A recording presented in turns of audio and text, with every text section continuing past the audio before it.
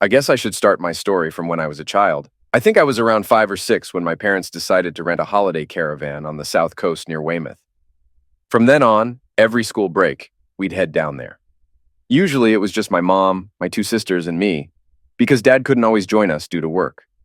After a couple of years, Dad upgraded to a bigger caravan, and we started inviting friends and relatives to join us for breaks away from the city. There were many other families from different parts of the country with caravans on the site. When Mom took us down without Dad's car, my sisters and I would explore the site and the local area. Having a family car in the 1950s was a luxury. Not everyone had one back then. Unfortunately, Mom never got the hang of driving, although she did scare a couple of driving instructors before giving up on it. There were always other kids around to play with on the site. My sisters thought they were too old to play with little boys. My best friend down there was Harry. Harry was a year older than me, but we hit it off the first time we met. She had a big red birthmark on the left side of her face, and I never understood why other kids avoided her because of it. The birthmark didn't bother me, and since Harry was a tomboy, we became good friends during our time in Weymouth. If Harry's family didn't go to Weymouth for a school break, I found it boring there. Harry was an only child, and we felt more like siblings than just friends. My two older sisters were stuck up when they were young. As we grew older, climbing cliffs and throwing stones into the sea lost its appeal. We explored every corner for miles around over the years, even finding spots to spy on couples making out.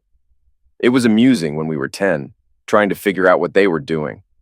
But as we got older, we felt awkward sneaking around like that. We didn't talk about it, but being close friends, we could sense each other's feelings. By then, Harry and I were considered old enough to take the bus into Weymouth on our own, exploring the town and harbor. Sometimes ignorant people would say hurtful things about Harry's face, and I ended up in fights defending her. I knew it hurt Harry when people made comments about her appearance. Around age 12, Harry started wearing makeup to cover her birthmark. Honestly, I thought it made her look worse, but I never said anything. We started going to dances at the club on the caravan site, where we had been many times over the years.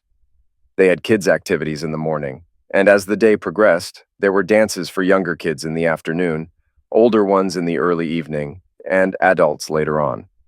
But Harry and I were now dancing with the older kids. The bouncers knew us well from before. If anyone ever said something about Harry's birthmark, the bouncers intervened before I could even react. They saw I wouldn't tolerate anyone upsetting Harry. When I was 15, Harry disappeared during Easter. My whole family went to Weymouth before Good Friday. I went straight to Harry's caravan, but it was still closed for the winter. The site office told me the caravan had been sold. The rest of that holiday was the worst I'd ever had. Every day, my mom and dad took me out. Later, my dad tried to find out what happened to Harry and her family. Years later, he told me Harry's father had passed of influenza that winter. Her mother couldn't afford to keep the caravan, so she sold it. Dad hoped to find Harry's address so I could write to her, but he couldn't. Harry and I were friends in Weymouth, but we never thought to exchange addresses and keep in touch. All I knew was she lived somewhere near Bath. After Harry left, Weymouth lost its charm for me. That summer, while my mom and sisters went to Weymouth, I stayed home with my dad during his summer break from work. The rest of the summer, I hung out with my school friends. The next year, my mom decided it was time for us to join the latest trend, going abroad for our summer vacation. My sisters, who were dating boys by then, probably influenced her, as they didn't want to be away from their boyfriends for so long each year. The caravan was sold, and we set off as a family for a couple of weeks in the sun. Interestingly, we traveled by train, which took 24 hours. I went along with them for the first few trips to Rimini in Italy. But when I turned 18, I wanted to hang out with my friends, so I stopped going with them. Pop festivals were all the rage then, and that's where my buddies and I went whenever we could. It was the 60s, and we had a blast for a few years. After finishing college, I tried out various jobs but couldn't stick with any of them. By then, I owned a 1959 Hillman Minx, my own private getaway car. One day, my boss said something I didn't like. I can't remember what. And I told him to shove his job, which I hated anyway, and walked out. Not long after, while stopped at a red light, my Hillman got rear-ended by a truck. I got out, and the truck driver apologized profusely. I can't recall the exact conversation, but it ended with me following him to his nearby yard, where his boss promised to cover the cost of a new rear bumper and have it installed. The next day, I took my car to the transport yard to get the new bumper fitted. While waiting in the reception office, a guy unexpectedly told me to follow him. Like a fool, I did. I never asked why, but he led me to a truck's driver's seat, where he showed me the controls and explained the gearbox. Then he said, "Out the gate and turn left," and I started the engine and did as he said. I drove the truck for about 30 minutes before returning to the yard. I parked the truck and he told me, "You're good. If you ask me, you've got a knack for this." Then he walked back toward the office and I followed him.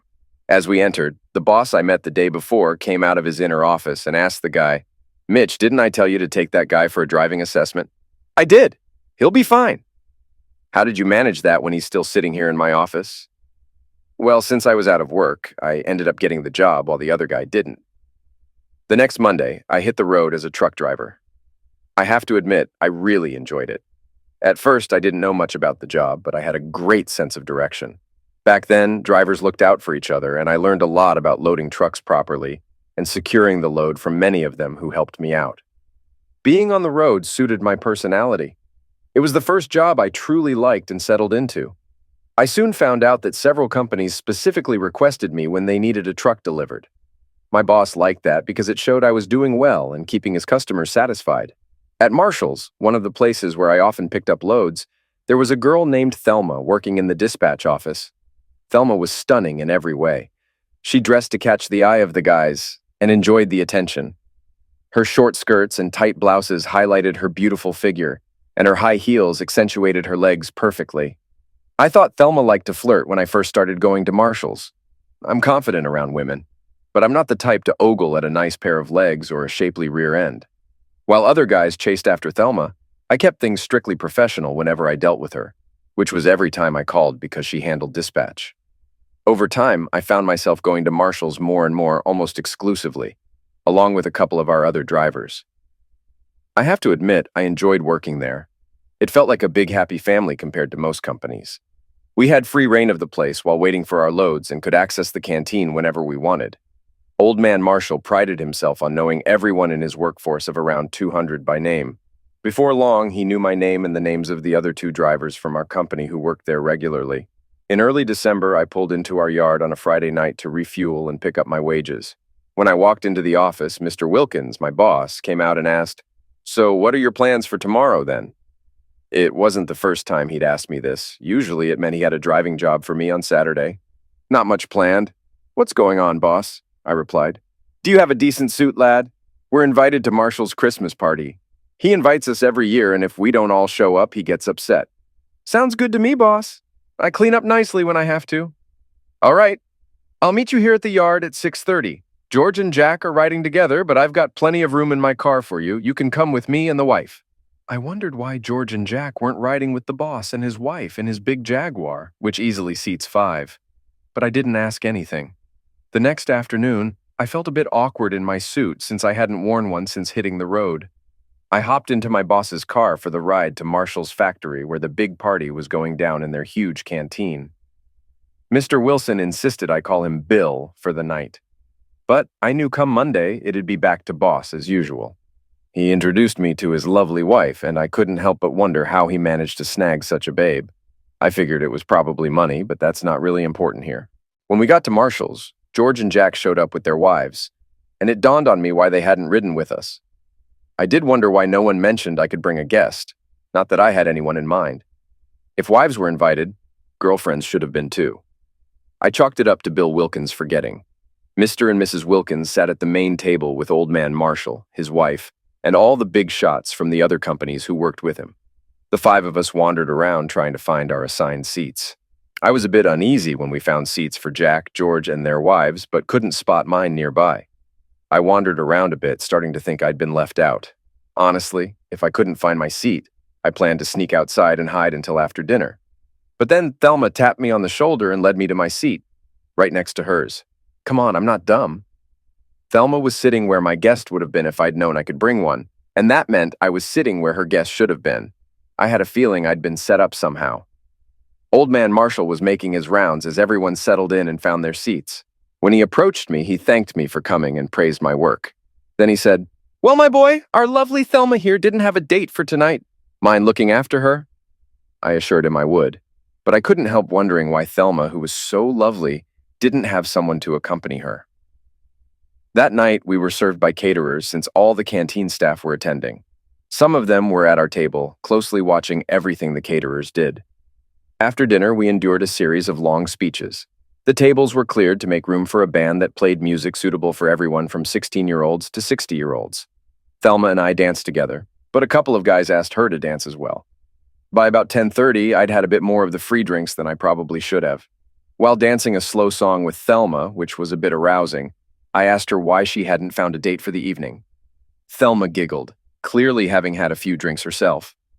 "Don't be silly. I could have found plenty of guys who would have loved to come, but I wanted to spend the evening with you." Why? Do you really want to know? I wouldn't ask if I didn't. Well, because you intrigue me. Ooh, I intrigue you, huh? And why's that? Well, you're different. You don't chase after me like the other guys do. I'm curious why. Don't you find me attractive, or are you, into men or something? Thelma, no, I'm definitely not gay, and I think you're a very attractive young woman. Oh, so you have a girlfriend? No, actually, I don't right now. Why haven't you ever asked me out before? I hope I haven't said anything to offend you, Thelma asked. Quite the opposite, Thelma. You're a nice young lady, as I mentioned. But you're what, 18 or 19? I inquired. 19, Thelma confirmed. I'm 24, and I'm on the road 5 days a week, often away overnight. I'm looking for a steady relationship. Please don't take this personally. I need someone who's okay with quiet Fridays and won't be out with other guys when I'm away. So I've had a date with you tonight, but I don't think you're ready to settle down yet. You enjoy it when guys chase after you, I explained. Oh, is that it? Yes, afraid so. Are you upset? A little disappointed, maybe. Can I at least get you under the mistletoe tonight? Sure thing, girl. It would be my pleasure.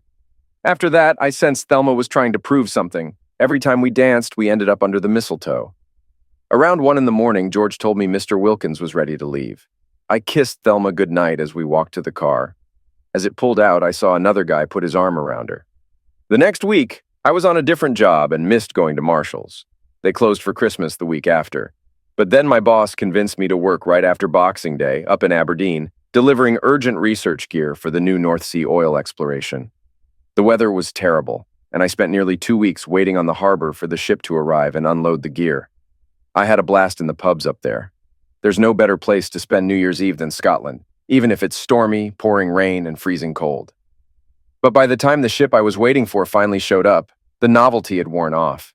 It had been hiding from the storm at another port along the coast, and no one thought to let me know. Typical, right? Just a humble truck driver. Who cares about me? When I got back down south, I took a couple of days off to make up for being away over New Year's. The boss didn't love the idea, but he knew I'd walk if I got upset. There were plenty of driving jobs around for someone who knew the ropes back then. On Wednesday morning, I pulled into Marshall's loading bay bright and early. I walked into the dispatch office and got the shock of my life. Sitting in Thelma's chair was a woman I hardly recognized, dressed in a baggy sweater and slacks, her hair tied back. She jumped up when she saw me, wrapping her arms around my neck and kissing me like there was no tomorrow.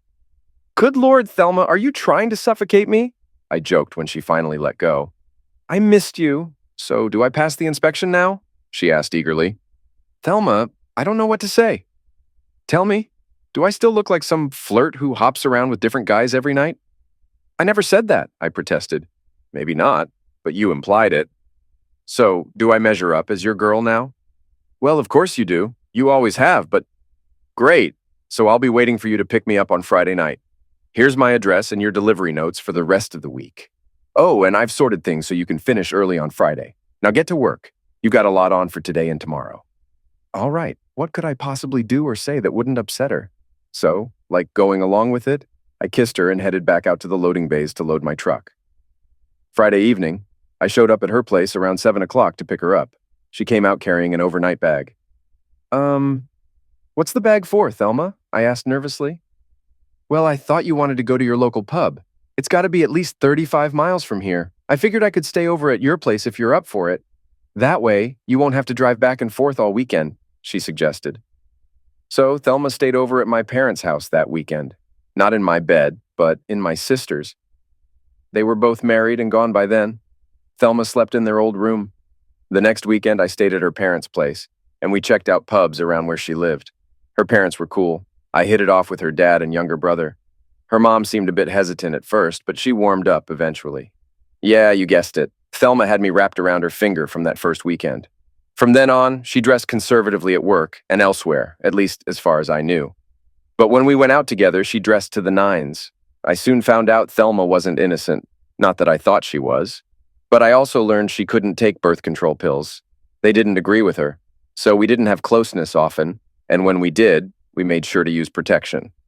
3 months later, we were engaged, and before I knew it, we had made a down payment on a rundown old house located almost exactly halfway between our parents' homes. We spent nearly every spare moment over the next year renovating the place, bringing it up to modern standards. Once the house was done, the next logical step was getting married, which we promptly did. The reception was held in Marshall's canteen, with the canteen staff handling the catering. Old man Marshall was there and congratulated us warmly, expressing his pleasure at seeing us together. How much he was involved in Thelma's plan to win me over remains unclear to this day. Maybe Thelma just used his goodwill, something I later realized she did with many people. Life was wonderful in the following years. Thelma got pregnant shortly after our marriage. Sure, we used protections most of the time, but hey, we were newlyweds, and sometimes things got a bit wild. You know how it is. After having our first child, Tracy, we decided to have our second, Helen, as soon as possible. 2 kids felt like the right number for us, and Thelma took care of the birth control issue permanently. She had some complications during Helen's pregnancy, so the doctors closely monitored her from early on. While Thelma was pregnant with Tracy, I got a call from old man Marshall. Long story short, his transport manager was retiring, and with Thelma on maternity leave, he was in a bind. He had already spoken to Bill Wilkins and asked if I would step in as the transport manager until Thelma returned to work. It made sense for me because I could be nearby when Thelma gave birth instead of traveling all over for work. Reluctantly, I agreed.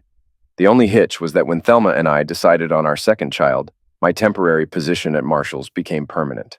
The job wasn't tough. It just required knowing vehicles and planning truck routes. Over time, I grew to somewhat enjoy it. It wasn't as thrilling as being on the road, but the pay was better and there were no extra hours. I was actually glad I could spend time with our 2 little girls. I was pretty sure they'd grow up to be just as charming as their mom, though I knew there might be challenges ahead. I figured I'd deal with those when the time came. Life carried on like it does for most couples with young kids. I genuinely felt like I had everything: a good job, a nice home, a loving wife, and 2 wonderful daughters. But sometimes things take a turn unexpectedly. If I had to pinpoint it, I'd say my first hint that something wasn't right came when Tracy turned 6. One morning on my way to work, I noticed the car behind me. Now I get it. Roads are public, cars follow each other. But what caught my attention was the car behind me. Being a truck driver for years, you develop a keen sense of awareness on the road. When you're hauling valuable cargo, that car behind you could be up to something. Or worse, it could be an unmarked police car, a real hassle when you're on a tight schedule. So, if you're smart, you keep an eye on the cars behind you. Every driver should, really. I'm talking about not just the car, but its occupants. Trust me, you can spot them a mile away if you're paying attention. No, the car I had noticed behind me stayed there consistently. At junctions, if he fell behind, he quickly overtook everything until he was right back on my tail. He definitely wasn't a cop. They drive much better than this guy, but it was clear he was following me. That evening, as I left work, I noticed a different car in my rearview mirror, and it was clear the driver, a woman, was following me all the way to my house. The next day, the usual guy was tailing me again, and by evening, the same woman from the previous day tracked me to the local pub. On Thursday nights, I make it a point to unwind a bit. I grab a single drink, always mindful of the drive back, and play some snooker with a few colleagues. It wasn't long before I spotted her entering the pub, soon followed by the man who had been following me earlier. They seemed to coordinate their arrival but acted independently once inside, each heading to the bar to get a drink without acknowledging the other. As the evening progressed, the situation grew oddly unsettling. Here I was, focused on a casual game of snooker, and there she was, seated at the bar, making a show of herself and staring in my direction with an intensity that felt almost tangible. Every now and then, our eyes would meet across the room, and she'd flash me a smile, as if to engage me further. Despite the attention, I couldn't shake the feeling that this was some sort of setup. I was baffled about who might be orchestrating it and why. Falling for whatever they were planning was out of the question. I wasn't about to be anyone's fool, nor was I interested in any part of their apparent scheme. I had a suspicion about the possible motive behind this. Old man Marshall, the head of the company where I worked, treated his business like a large family unit and held family values in high regard. I was somewhat of an outsider, having entered the company scene by marrying one of Marshall's favorite employees, and quickly became one of his favored ones as well. There were whispers around the office that I was fast-tracking to more significant positions within the company. It seemed likely that someone might be envious or view me as a rival, perhaps trying to concoct a scandal that could jeopardize my marriage and diminish Marshall's high regard for me. Determined not to give away my apprehensions, I ordered another drink as a cover to mask my real plan. After pretending to take a sip, I casually made my way to the restroom. From there, I slipped out through the back door, evading their notice. My goal was to flip the situation on them, to catch them off guard by disappearing, but the uncertainty of not knowing exactly who was orchestrating this made me cautious. I drove straight home, left to wonder how long they might have sat there waiting for me to reappear, clueless that I had already made my escape. The next morning, the guy was back, but I shook him off easily. Leaving Marshall's that evening, the woman started following me again. I led her on a detour ending in an industrial area I knew well, then parked and sneaked up behind her car unseen. I surprised her by appearing suddenly at her car door. Realizing I had caught on, she hastily reversed and sped away with an impressive maneuver. I cursed myself for letting her escape, then headed home, hoping that was the end of it. They seemed to have stopped following me once I became aware of them. But 2 weeks later, a different woman was at the bar when I arrived on Thursday night. She made a comment as I got my drink, but initially, I didn't connect her to the others. It was only when she joined me at the jukebox that I realized what was going on. "Get lost, lady, and tell your friends I'm not stupid," I told her. "And let that idiot in the Granada know that if I see him again, there'll be trouble." The woman was completely taken by surprise. She looked shocked and left the pub right away. I had noticed the Ford Granada in the parking lot when I arrived, but I hadn't seen who was driving it. About a month later, Thelma tripped in those darn high heels she insisted on wearing and ended up breaking a bone in her ankle. I got a frantic call from her while she was at the hospital, asking me to pick up the girls. When I got there, the doctor said the break wasn't serious, but needed to be put in a cast. However, her ankle was swollen, so they had to wait for the swelling to go down before they could apply the cast. Thelma had to stay in the hospital until then. I had to take a couple of days off to take care of the girls since it was summer break. It was a change for me to play both mom and dad. They had a blast making fun of me, especially when it came to cooking. I'm not great at it. Getting everything to finish cooking at the same time was tough. That evening, while I was juggling things in the kitchen, the phone rang. Since my hands were full, I asked Tracy to answer it. At 6 years old, I figured she could handle it. We had taught her what to say. "Oh, sorry, Uncle Frank. Mommy's in the hospital. She hurt her leg." "Daddy's taking care of us." "Bye-bye." Tracy hung up. "Who was that, Tracy?" I asked. "Oh, just Uncle Frank," she replied. There was just one problem with that answer as far as I was concerned. Who the heck was Uncle Frank? I'd never heard of him before. I was about to ask more questions when I heard Helen calling Tracy from the other room, and Tracy ran off to see what she wanted. Curious, I followed Tracy, but for some reason I didn't enter the playroom. "You're going to be in trouble with Mommy. You broke your promise to Mommy that you'd never tell Daddy about Uncle Frank." What did I just hear my daughter say? I thought. Then Tracy replied in a typical kid's manner, "I didn't tell Daddy about Uncle Frank." Then came the usual back and forth of, "Yes, you did," and "No, I didn't." I decided not to get involved in their argument. It seemed both girls knew I wasn't supposed to know about this Uncle Frank, and jumping into their conversation-turned-argument would put them on guard. I thought it best to let it go and wait until they were more relaxed. But I was troubled for sure. I couldn't understand why Thelma would keep some guy a secret from me. Unless, well, I didn't want to go there. Denial, I guess, kept me from thinking that way. Thelma's ankle didn't get better overnight, as the doctor had hoped. To me, it looked even more swollen than the day before.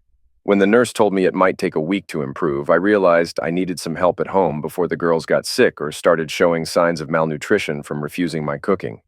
My sister offered to stay over and help with the girls, which allowed me to spend some time at the office. Sarah brought her 9-year-old daughter, Marcy, along. I can't say I was too fond of Marcy.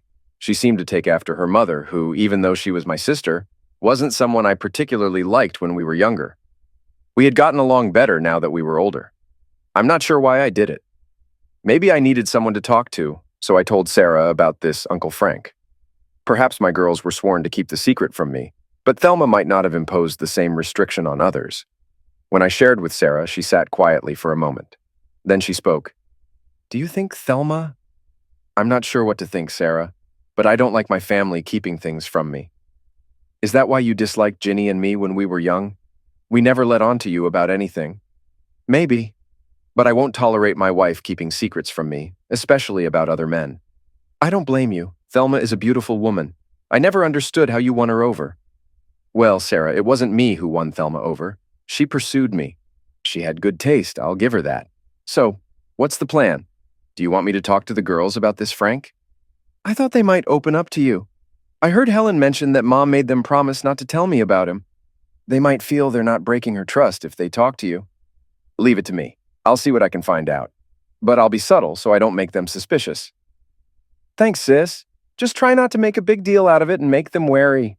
The next morning, I left Sarah with the kids and headed to work. In the afternoon, I visited Thelma at the hospital, and she mentioned Sarah had spent about an hour with the girls earlier that day. I don't know why I did it, but I asked Thelma if there was anything she needed to tell me. She seemed puzzled. All she mentioned were some unpaid bills and things to do at home. Later that night, after Sarah had put the kids to bed, she sat me down at the kitchen table and gave me a serious look. "I don't know who this Frank guy is, but you need to figure out what's going on." "So you spoke to the girls about him? What did they say?" "Don't be silly. I had Marcel investigate. I figured the girls wouldn't recognize her as an adult, and you know how kids can be. Anyway, about this guy Frank. Apparently, Thelma used to chat with him outside the school while waiting for the girls to finish. According to the girls, he's divorced and his kids go to their school. They say it's his only chance to see them since he doesn't live with his wife. They claim she has custody and makes it tough for him to visit, so he watches them in the school playground." "But why keep this from me?" "Marcy isn't dumb. She asked that too. The story from the girls is that Frank's wife works at your company, and Thelma worries you might tell her he's watching their kids at school." "Oh, I get it now. I guess that explains it. But surely Thelma doesn't think I'd rat the guy out to his wife?" "Nonsense. That story doesn't make sense at all. Think about it. If Frank was at the school when the kids were let out, wouldn't his supposed ex-wife see him?" And when I sent Marcy back with more questions, it got even more concerning. "Your girls have no clue who Frank's kids are. It's a small school. That just doesn't add up. And on top of that, sometimes when Thelma takes the girls to the park playground after school, Frank is there too. And what really caps it off, he's been with them at the park during school breaks and even treated the kids to ice cream, candy, and burgers." "Little bro, you've got a serious issue here and we need to figure it out fast. Maybe Thelma planned to meet Frank the day she fell. That could explain why he called her that day to ask why she didn't show." "Do you think they're having an affair then?" "How would I know what to think? But I'll say this, something fishy is definitely going on, and we need to uncover the truth. I'm glad you're in this with me because I'm starting to feel confused."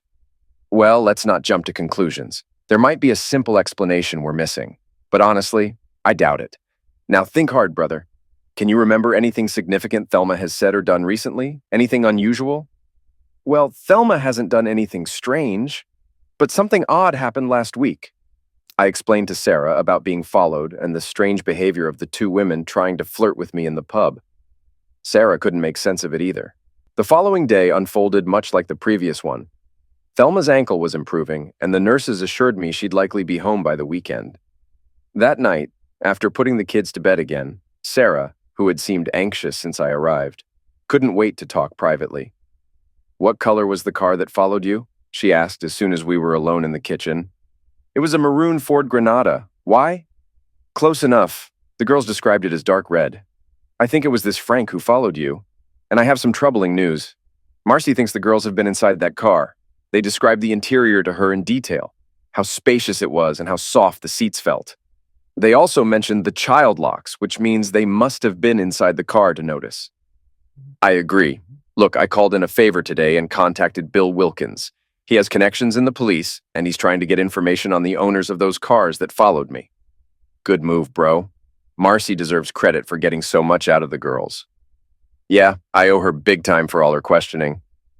"I'm not sure if I should take that as a compliment," Sarah replied with a smile.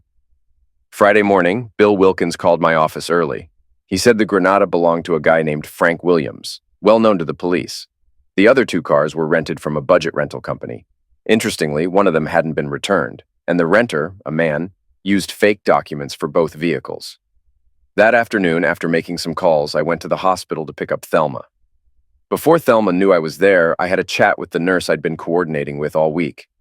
After a little prodding, she mentioned that a man had been visiting Thelma every afternoon after I left. She found it odd because he never brought anything with him for Thelma.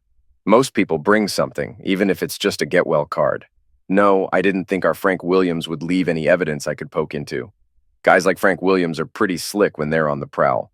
But if he thought he could get away with what I suspected he was planning, he had another thing coming. That evening, when we got home, Thelma was surprised the kids weren't there to greet us at the door. As she hobbled in on her crutches, she asked where they were. I sent them to my folks for a few days. I thought it would give you time to rest, I said.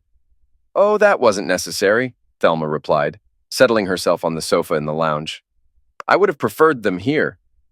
But I think it was necessary, Thelma. We have a lot to sort out in the next couple of days. I don't want the girls getting upset. What things? Thelma asked, as Sarah came into the room with a tray of tea and coffee. Oh, Sarah, you're still here. You didn't need to stay. I'm sure I can manage with the children.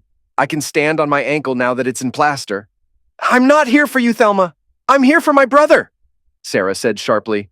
Thelma's face suddenly lost color and she looked at me. What's all this about? Well, that's the question I was going to ask you, Thelma. What's going on between you and that creep, Frank Williams? Thelma glanced at me, then at Sarah, and back at me.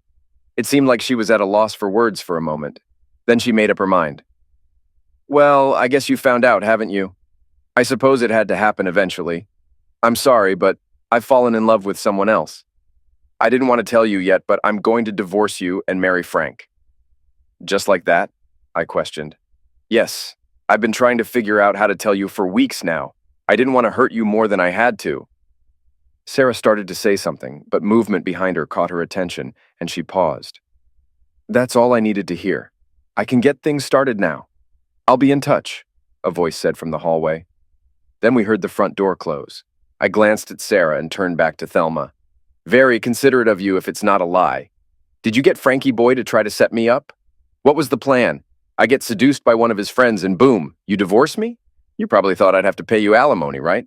What a great wife I used to have. Tough luck, baby. I didn't fall into your trap. I'll give you credit. The idea was clever.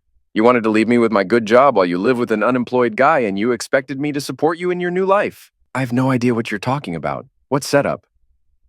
Well, if you don't know, ask your weird boyfriend. Here's how it's going to be. You have the weekend to get your stuff out of my house. My lawyer is preparing the divorce papers ready for you to sign on Monday. You can't do that. You should be the one leaving the house. I need it for the children.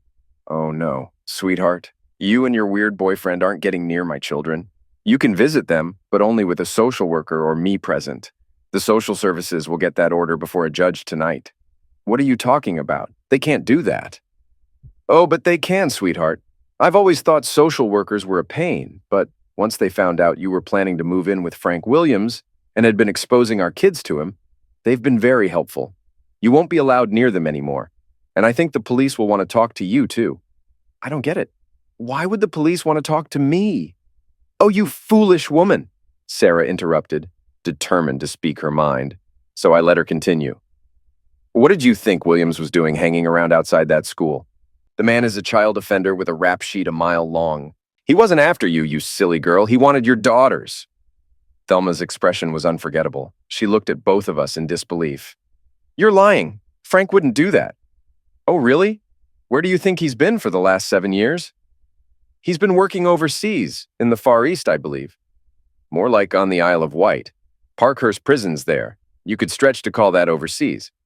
Anyway, when the police finish talking to him and my kids, we'll find out if he's harmed them already. But I'm warning you, if that man hurt my kids, I might just end both of you. Sarah had to call an ambulance then because Thelma suddenly passed out, and we couldn't wake her up again.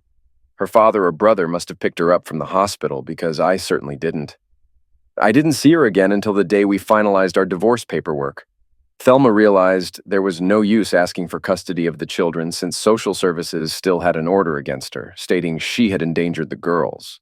It came out that Thelma had left the kids in William's care multiple times while she went to the hairdresser and such. But the specialists who interviewed my daughters assured me nothing had happened. They believed Williams was still in the grooming stage, being careful not to scare them off by moving too quickly. Williams hadn't committed any crime that the police could prove. They suspected he stole the rental car but hadn't used it as intended when things fell apart. Curious, I asked why they thought Williams took the car. The police inspector glanced at me and said, "Well, you've been lucky, sir, even if it's been rough. The last woman Williams manipulated into his life to offense her kids was a widow. Her husband passed in an unsolved hit and run. We can't prove what Williams intended with the car, but we can guess. If he sticks around, we'll keep a close watch on him." "Not too close, I hope," I replied. The officer checked around to ensure no one else could hear. "Don't worry too much, sir. As long as no one gets hurt, our officers can be quite patient." Of course, I never said that, and make sure you have a solid alibi. Some people think Williams and his kind are just mentally ill and deserve sympathy. Personally, I think a harsher punishment would be too kind. He's a sly, evil guy. And sir, try not to blame your wife too much. Williams is skilled at manipulating people. If you'd seen him in that interview room, you'd think he was harmless. She never had a chance once he set his sights on her.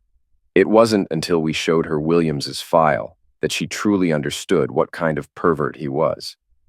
Looking back, I realize I might have been fortunate to survive. Williams was clearly preparing for all possibilities, but knowing what that jerk intended for my family, I decided I wouldn't ignore it. However, I could wait until things calmed down before taking action. Over the next couple of years, everything remained uncertain. Thelma wasn't allowed to see the children without supervision, which was frustrating for both them and her because she couldn't take them out anywhere. Based on what the police told me and what Thelma herself said, it seems she didn't have a chance against Williams. I believe she wouldn't have tolerated him harming our daughters if she had known. I have to believe that for my own peace of mind. About a year after the initial separation, I approached social services to discuss easing the visitation terms for Thelma with our children, and they consented. Since the kids were never in foster care, the decision ultimately rested with me. Thelma hinted a few times that she hoped we could get back together, but I shut down those conversations quickly. It was clear to me, especially after chatting with some neighbors, that there was more going on than met the eye. They had seen Frank Williams' car parked at her place often during the times the kids were at school. I doubted the innocence of those visits. This wasn't a scenario out of a wholesome storybook. I suggested Thelma might be better off finding someone new to start over with, which she eventually did. He seemed like a decent man, albeit somewhat stubborn. I heard he even proposed to her, but she turned him down, insisting she needed to come clean about her past first. According to what I gathered, once she told him her full story, he walked away without a word. A dramatic turn of events followed 2 weeks later, when Thelma ran over Williams with her car right outside the local police station. She had seen him loitering near another school and promptly called the police. They took him in for questioning. When they released him, Thelma was waiting. As he walked along the sidewalk, she hit him with her car. The aftermath was chaotic. Thelma drove to the river where she allegedly tried to drown herself. I'm not entirely sure drowning was her real intention, though. Thelma has always had a knack for creating dramatic scenes, and I heard a police car was not far behind her during this episode. Initially, Thelma faced manslaughter charges, but they were dropped due to concerns about her mental stability. It was decided she wasn't fit to stand trial. She spent a short time in the local psychiatric hospital, where they concluded she wasn't a threat to others and released her about a month later. Her only requirement was to attend regular therapy sessions every couple of weeks. However, social services decided to impose stricter conditions on her future visits with the children, likely due to the severity and nature of her recent actions. That's how things turned out. Sarah's husband, Ralph, started working on oil rigs in the North Sea. So Sarah and her family basically moved in with me to help take care of the girls and manage Thelma's visits with them. Though the gaps between her visits were getting longer, and it felt like I hadn't spoken to her in years. I think it was just before Helen's 10th birthday. Sarah, Ralph, and I were sitting in the kitchen one evening, reminiscing about our childhood times. Naturally, we talked about Sarah's and my summers in Weymouth. Ralph suggested that we all go there for 2 weeks that summer. Sarah loved the idea, and before Ralph and I realized it, she had invited Ginny and her family to join us too. We rented 3 caravans next to each other at the same site where our family used to stay when we were kids.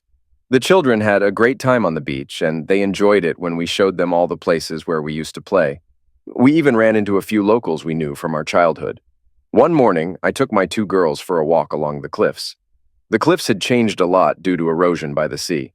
It took me some time to find the tree where Harry and I used to carve our initials every year, Some of them were still quite visible. H&H, 1959, Tracy said. I wonder who they were and where they are now. Well, one of them is standing right beside you, I replied. You're kidding, Dad, Tracy exclaimed. Then who was H? Oh, she was just a friend. What do you mean? Was she your childhood sweetheart, Dad? Helen asked eagerly. I wasn't prepared for what I was getting into. Well, in a way she was. I spent many happy holidays down here with her when I was your age. But I'm not sure if you could really call her my sweetheart. I only kissed her once. Was it nice? I wasn't sure if Tracy was trying to tease me or genuinely curious. Yes, it was very nice. I would have liked to kiss her more, but she didn't come back the next year. Oh, that's sad. Were you really upset? Yes, I was. But if you don't mind, let's change the subject. The change of topic was welcome, but for the rest of our vacation, my daughters, Sarah and Ginny, kept bringing up Harry in one way or another. Anytime we visited a spot around town, they would eagerly ask if Harry and I had been there together. Before I could even attempt to deflect with a vague, I don't remember, Sarah and Ginny would jump in with vivid confirmations. They seemed to delight in tracing our shared past, so much so that even the cakes and treats they prepared bore the initials H and H, subtly etched into the icing. I tried to feign annoyance at their antics, but their laughter was infectious, and soon enough, I found myself laughing along with them, swept up in the nostalgia and the light-hearted mood they created. Upon our return home, the embarrassment did not cease. My sisters, Tracy and Helen, spurred on perhaps by the fun we'd had reminiscing, encouraged my parents to pull out all the old holiday photos featuring Harry and me. As we flipped through the dusty albums, my daughters scrutinized each image with keen interest. I was particularly apprehensive about how they would react to seeing Harry's noticeable birthmark, which was quite prominent in many of the photos. Remarkably, though, the topic never arose. Whether Sarah and Ginny had been prepped by their aunts to avoid the subject, or they simply chose to focus on other details, I was relieved it didn't become a point of discussion. The following year, we made another trip to Weymouth, this time without the extended family. Just my daughters, Sarah, Marcy, and me. Ralph was initially supposed to join us, but he canceled last minute due to unforeseen work obligations. Surprisingly, Sarah took the news of his absence in stride, even though Ralph's job on the rigs often kept him away for extended periods.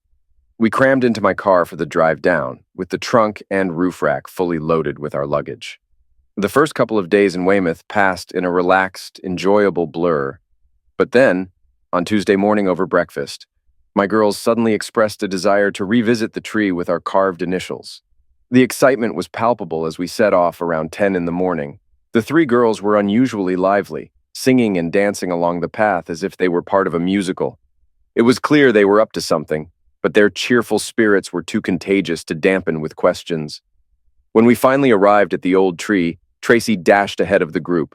She reached the tree first and triumphantly exclaimed, "Yes, yes, he's done it! He's done it!" Then the three girls gathered around the tree. When Sarah and I approached, the girls stepped back. Beneath the carving from 1959 was another one that read H&H 1982. I stared at it for a moment, trying to grasp what was happening. Suddenly, Ralph emerged from nearby bushes with a couple of children I didn't recognize. "She says you'll know where to find her. She told me to tell you she's where you used to spy on the courting couples from. She'd like to meet you in private." Without saying anything to Ralph, I took off jogging toward our old hiding spot. But when I arrived, Harry wasn't there. Disappointed and confused, I turned back. Not long after, Harry jumped out and startled me, a game we used to play as kids. "Christ, Harry, you scared the hell out of me," was all I could manage. "Well, it's payback for all the times you've startled me," he joked. We reminisced and talked like we did when we were children. When we returned to the tree, everyone else had left. Slowly, I shared bits of my life story with Harry as we made our way back to the caravan. Harry told me that after her father passed away, her mother couldn't afford to keep the caravan and had sold it. She mentioned feeling just as upset as I did about us not meeting again. Over time, her mother remarried a very nice man who, during Harry's teenage years, paid a lot of money to have her birthmark removed using early laser technology. It wasn't completely successful, but greatly boosted her confidence. Then she said something that surprised me. She shared that meeting me as a child was the only other thing that boosted her self-esteem as much as the birthmark removal. She recalled that I was the only child who never commented on or asked about her birthmark. Harry went on to tell me that she married a soldier and had two wonderful children with him. Sadly, he passed in a training accident in 1978. Since then, she had been living with her stepfather, as her mother had passed away from a stroke some years earlier. Ralph somehow tracked her down with help from friends on his oil rig who lived near Bath. They found her weeks before our holiday, but they kept it a secret from me until that morning. Sarah said she thought Helen and Tracy might accidentally spill the beans a couple of times. Harry and her children stayed with us in the caravan for the rest of our holiday. No, Harry and I didn't immediately start a romantic relationship. We had a special friendship as kids, and now we're getting to know each other as adults. There's something between us, but we're taking it slow to see what happens. Could there be romance? I'm not sure, but I hope so. And I think my children do too. The signs are promising. Everyone, including Harry's children, tried to give us space in Weymouth so Harry and I could spend time together. At the end of the vacation, Ralph and Sarah took Tracy and Helen back home with them, while I drove Harry and her two children home to Bath. Life moves forward. April 2006. After lots of traveling back and forth on the M4 motorway in the following 6 months, Harry and her two children, Russell and Claire, moved in with the girls and me. We had a bit of an awkward situation shortly after they moved in, when Helen and Tracy started calling Harry Mom and decided to call their actual mother Thelma. Harry and I tried to discourage them by Harry not responding when Tracy and Helen called her Mom. But it didn't work because Russell and Claire, Harry's children, joined in and repeated whatever Helen and Tracy said. When Harry answered them, she was also responding to Helen or Tracy. It took some time to adjust, and Thelma was far from pleased. I'm not sure what discussions took place between Thelma and the girls, but eventually she accepted things as the girls wanted them. Harry hinted that the girls threatened to cut ties with Thelma if she objected. I was sometimes surprised by the hostility the girls felt toward Thelma, which seemed to intensify as they grew older. Then one day, Harry explained that my daughters weren't naive. As they matured, they understood what had nearly happened to them and why the social workers and police had asked them all those seemingly silly questions. Harry and I eventually got married. It wasn't rushed. We had a simple ceremony in Bermuda, of all places. It was a unique choice. We had local witnesses and kept our plans quiet. It was surprising how long Harry wore the extra ring before anyone noticed. Over the years, Thelma's mental health declined, partly due to her troubled relationships. When Tracy married her stepbrother Russell, Thelma was just coherent enough to attend proudly. She looked better than she had in years, escorted by her proud father. Sadly, her father passed away a few months later, and shortly after, Thelma was involuntarily hospitalized by her brother. Now she spends much of her time in and out of a private clinic, which her brother and I find quite costly. But I feel responsible for the well-being of my children's mother. Harry and I are incredibly happy together. Now that all the children are grown and moved out, we spend most of the year at our cottage near Weymouth. We enjoy walking the paths we walked as children, sometimes with our grandchildren tagging along. Life moves on.